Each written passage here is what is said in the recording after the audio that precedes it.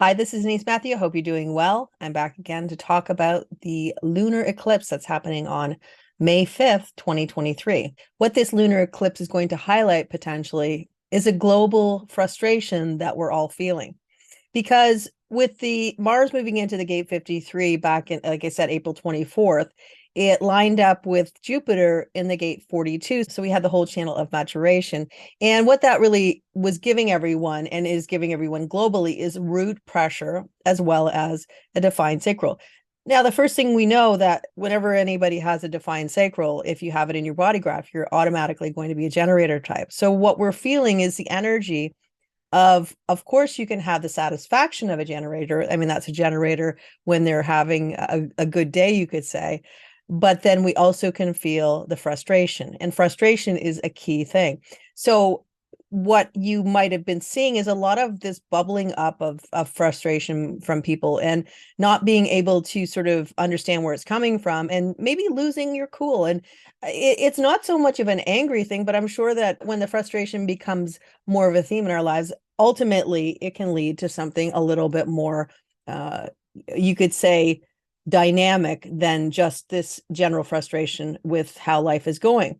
Now, this is going to be a theme that's going to continue, and that's something to keep in mind. This will continue for quite a while, right until May 26, 2023. So we have a little bit more time to go with it. And I do think that everybody can feel into this energy. Even if you're a generator type, your aura, or a manifesting generator type, I feel that we can all feel into this added intensity. So when we move into the 360 channel, we're now bringing in this concept of highlighting this idea that we have limitations in our lives, which Pluto has been showing us for a long time. But Pluto is always there in the background because Pluto moves very slowly. But what happens when we have a channel activated where we will have the 360 channel where Jupiter is going to be connecting with Pluto right up until May 26th, and involved, that is also involved within this eclipse. We have this concept of highlighted energy of this limitation, this need for freedom. And I'm not able to go where I want to go, I'm not able to do what I want to do, and we have this, as I say, stop and go traffic. But isn't that life? Life is really about stop and go traffic, you could say. In other words, there are times that we can move forward, and there are times when we can't. And that is really what Pluto is showing us. And in those moments, especially where we have Mercury retrograde, where things, feel like they have slowed down. I know for me they have, but I have a lot of Mercury in my chart, but maybe some other people feel like it's still moving along pretty nicely. But having said that, we have this slowing period of going back over the things that we've already done and reconfiguring and all the things that we do during Mercury retrograde. And what this eclipse can bring in is this concept of, okay, well, I'm slowing down, I'm recalibrating, I'm revising, I'm redoing sometimes. Now, what do I need to let go of? And, with a lunar eclipse, we are letting go of something in our lives. It could be relationships, it could be careers, it could be a way of being, something that you've always done that maybe you don't want to do anymore. Now, the thing is we know that usually when this thing is that we need to let go, we're pretty aware of what it is. And yet maybe we're holding on. And so what this eclipse is going to do, it's going to say, okay, here's the opportunity to move through this. There is a potential for transcendence within this eclipse, and really, 6 months out, because it's never a day event. It is more of a unfolding as the months go on, and the energy can be sort of activated every once in a while when a planet hits the areas that are being that are involved within this eclipse. So this is a time where it is letting go of that thing or that whatever that really needs to go, but you might have been just holding on to it. And why do we hold on to things? We hold on to things because it's familiar, because it's all you've ever known, because you have fear. Can I do without this thing? Am I going to be all right? And those are questions that we'll always ask ourselves. And where we have the South Node in the gate 28, it is this idea of, what is my purpose? Why do I care? What is happening in my life that's actually important, that matters to me? And what value do I bring to the table? What value does this life bring to the world? And why am I even here? So you look at those kind of big questions and then you think, can I let go of something? But ultimately, we know that if the universe is poking us and saying, okay, this is time to let go of this thing, you will let go of it, because eventually the messages become so strong that you can't mute them. And that's what this eclipse is really telling you. What is it that maybe it's not serving you anymore? It's completely done. And maybe it did serve you really well before, but no, it's not anymore. I think it's especially important to remember that, Mars is going to be moving out of the gate 53 right into the gate 62 just before this eclipse. So it's like saying that, okay, we've started something new, or maybe you haven't, but you might have closed something out and now you have room for something. Because you remember, as soon as Jupiter moves into the gate 3, we still have that new beginning energy. It is still there. Of course, the new beginning that we're talking about is not it's not an easy new beginning, because of course this is difficult in the beginning. But difficult in the beginning doesn't mean it's not going to happen. It just means that it may not happen the way you want it to happen, or alternatively, it may take longer than you want it to happen. I can liken this to the idea that I plant seeds. I have seedlings that I basically grow in the summer, and every year I try and get different plants. Now, this year I decided that I wanted to grow a hot pepper, ghost pepper, and they're different from any seeds I've grown before. And I've grown pepper seeds, but they're different. And among a lot of other things, I bought a new seed it's a special type of petunia that's called a climbing petunia. Now, with the petunia, it came in a little vial, and the seed was so tiny that it was barely, you could hardly see it. So it wasn't even something you could bury. You just had to tap it on the surface of the soil to see if it would grow. And so I did, and of course you look at it and you go, oh well, I can't imagine that's actually going to grow. But having said that, it did. And that the key with that one for me was that it was so tiny. I had very little expectations of what it would be. And once it started to grow, you'd be surprised at how impressively big it's become. And so this is again saying that small seed that you planted, that you didn't really think was going to be anything of value, might suddenly start to sprout and grow and flourish, regardless of what you think about it. So it is this idea of planting your seed and letting go, and understanding that you don't know how it's going to grow. You don't know. I mean, they could have just as easily not grown for me, but they did. And the other one was the ghost pepper. And I've never grown that before. And of course, it's a hot pepper, but it also likes hot weather. So I planted that, and I had all my seedlings coming up, and the ghost peppers were like, I figured they must have been duds because nothing was happening.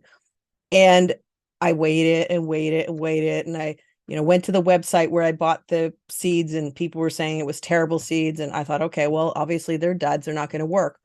And I texted my brother, who grows a lot of hot peppers, and he said, just wait. It takes sometimes between 15 to 20 days for them to sprout. And as soon as he told me that, I thought, okay, yeah, well, that makes sense. And I let go. And it was so funny. Within 24 hours of me texting him, my ghost pepper started to sprout. So that's another perspective.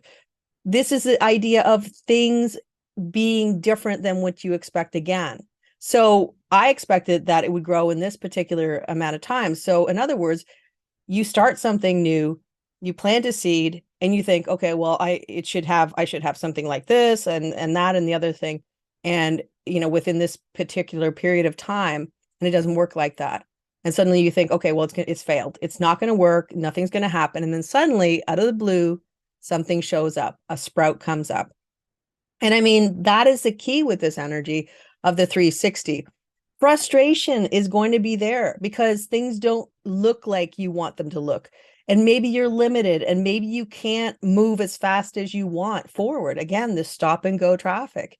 But there are always moments where we transcend the limitations. And what that means is it opens up and we can go through it.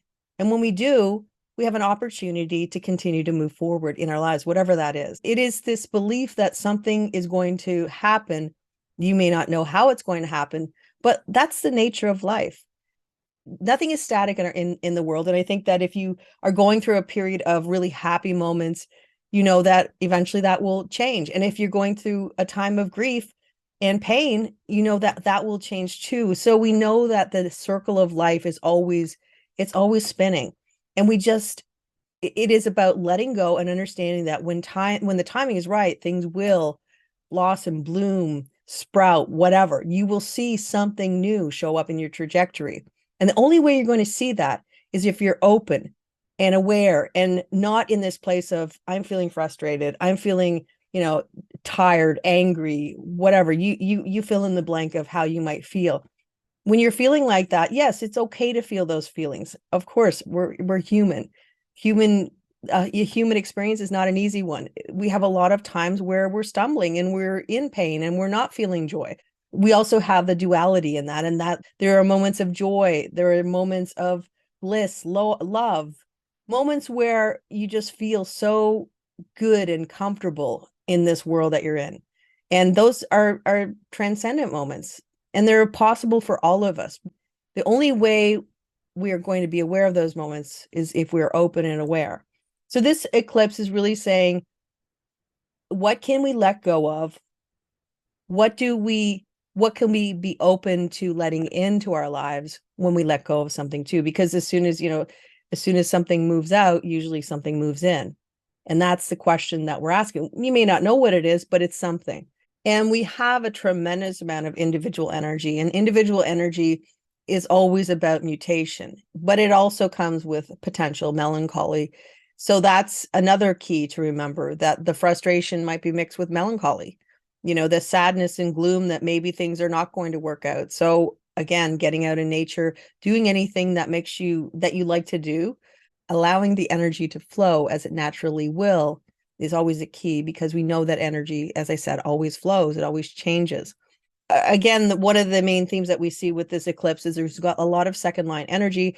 And this really does talk about this idea of wanting to be in your own space, alone, to hermit away, to only go out when it feels right for you to go out, to literally listen to the correct call for you, because that is what the energy of the line 2 is about. It is about being called out, but it's only about being called out to the right things for you, whatever feels good for you.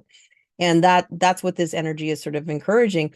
And of course, because we have the Mercury retrograde as well, it is really this time of drawing in. It's not this time of expansion, although with Jupiter in the gate 3, we might want to have that energy of expansion, but things aren't working out the way we want to, because it's making everything bigger, even the difficulty in the beginning perspective. So sometimes letting go and sort of waiting for a better day to go fishing because it's raining today is kind of the way to go with this. So we look at the sun in the gate 2 line 2.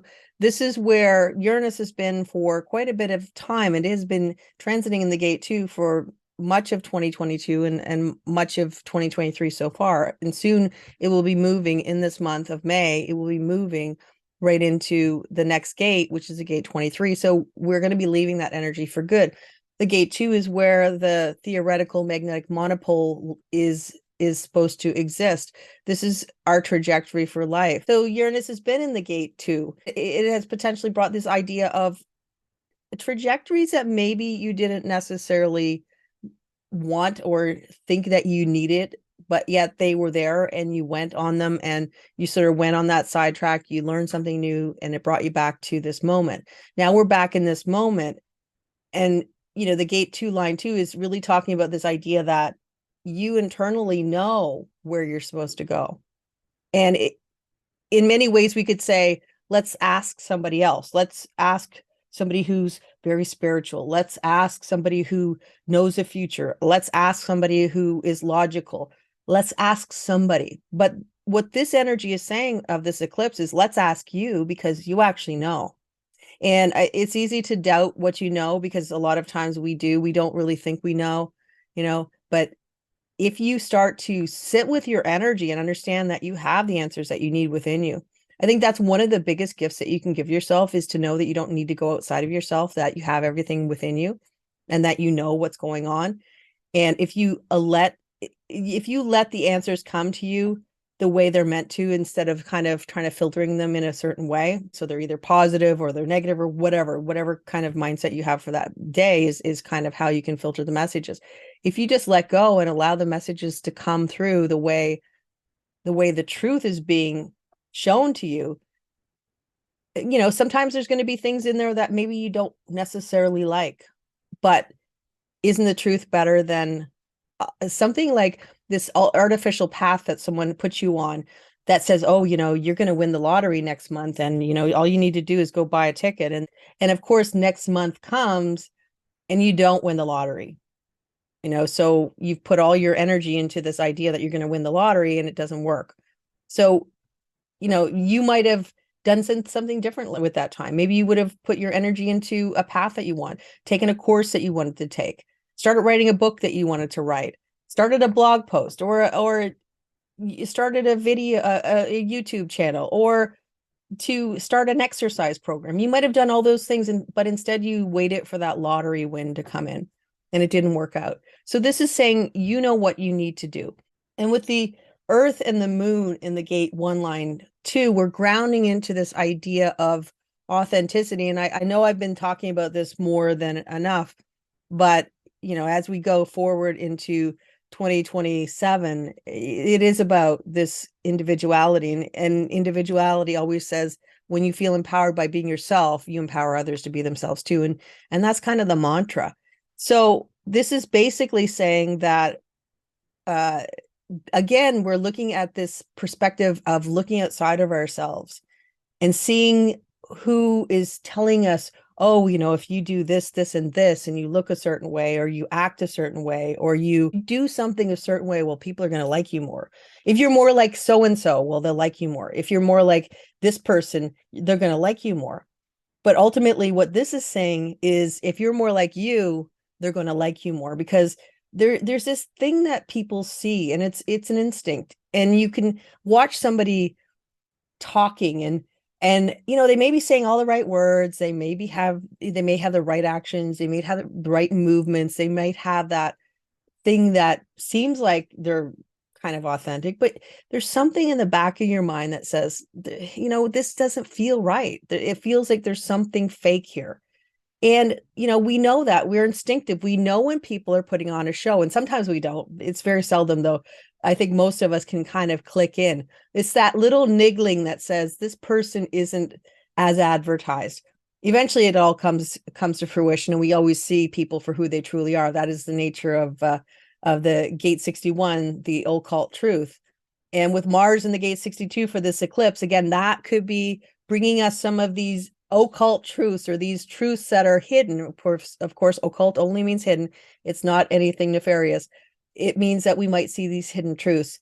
Well, the hidden truth, you don't want it to be that maybe you're acting like somebody who you're not because somebody told you if you did this, this, and this. So we see this a lot in Hollywood, and we see a lot of people saying, I had to conform. I had to be this person. I had to change my name. I had to change the way I danced. I had to change the way I acted. Whatever. But then you have these other people who say, they told me to change this, this, and this, but I said I couldn't. I just needed to be who I was. And that's what this energy is saying.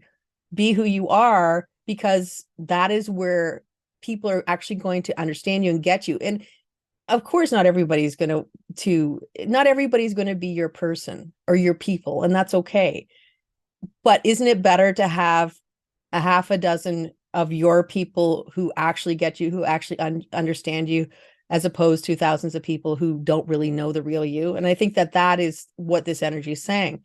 This is saying your authenticity, the real you, is really going to be what gets you ahead in life. And I think that if we remember that sometimes people come from a place of love and care and respect, and they're giving you advice that feels right for them. And if it feels right for you, then absolutely, you can adopt it. If it feels like something that is part of who you are, your truth, then it's absolutely no problem.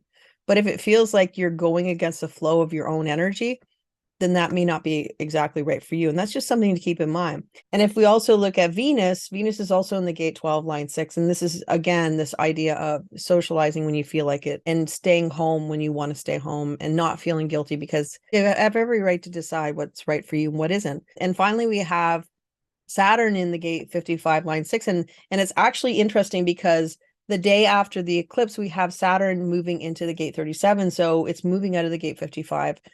giving us a one final sort of bit of energy before it moves on. Of course, it will come back to the gate 55. It's not done there, but it's just giving this message. It is exalted in the gate 55 line 6, which says that it is about divine selfishness. It's about taking care of yourself before you take care of others. That is not a point of it is not about being selfish. It is not about taking from others and asking people to do for you. It's saying, I'm important. I need to have what I need to have if I'm going to be able to give to anybody else. And we also have the North Node in the gate 27 line 3, and that's called greed. So this is talking about this idea of people taking more than their fair share of caring and nurturing and nourishing whatever that is for them, and maybe you not getting what you need because you're always giving to other people. So the North Node in the gate 27 line 3 is just really reminding you that is there something out of balance? And if there is, it's a time to bring things in balance if you can. So the final message for this eclipse would be slow and steady wins the race. And that's kind of what this energy is telling us. Slow and steady wins the race. If we look into 2024, as I've mentioned before, we have a lot of things changing. It looks like a lot of 2023 is like the same people doing the same things. You have the same leaders, political leaders of all countries going to the forefront again to say, oh, I'm going to be back. I'm going to do this again. I'm going to do that again. And this is not a political message because I'm, if anything, apolitical. But ultimately, what we see now, I think, is going to shift a lot because we're at sort of the end of a cycle. We're at the end of the mandala. Next year, we're going to have Pluto moving into the gate 41. And this is called decrease, where we're going to be trimming back a lot of what doesn't work anymore, all the old stuff. But before we get there, we have this year to go through, and this is looking like a lot of repeat of the same energy. And I think the one thing that we can learn from this is that there is something, if there's something to know, then it's about trying to get the message now, because when it goes, it will be gone and we won't see it again. Pluto will come back and forth in the gate 60, and it will still give us this taste of transformation and what we need to know. But every day is an opportunity to gain awareness, to gather more information about your journey forward, because 2024 is going to be, I think, in a lot of ways, a lot faster in how it's moving, because Neptune will be moving as well. I'm not jumping forward into a new year because every moment we live is important. But having said that, things are not necessarily as they seem, basically, is what I feel like. I feel like what we're seeing now is not going to, I guess, hold water when we get into the next year. When we get into next year, I think that a lot of things that we think are going to be one way this year will not be that way next year. There'll be a lot of changes and a lot of surprises and a lot of things that we hadn't really seen coming out of the blue, ultimately, is what I see going forward. But until then, we're just going to get through this eclipse. And I do hope you have a lovely eclipse. And until next time, I will see you again, and bye for now.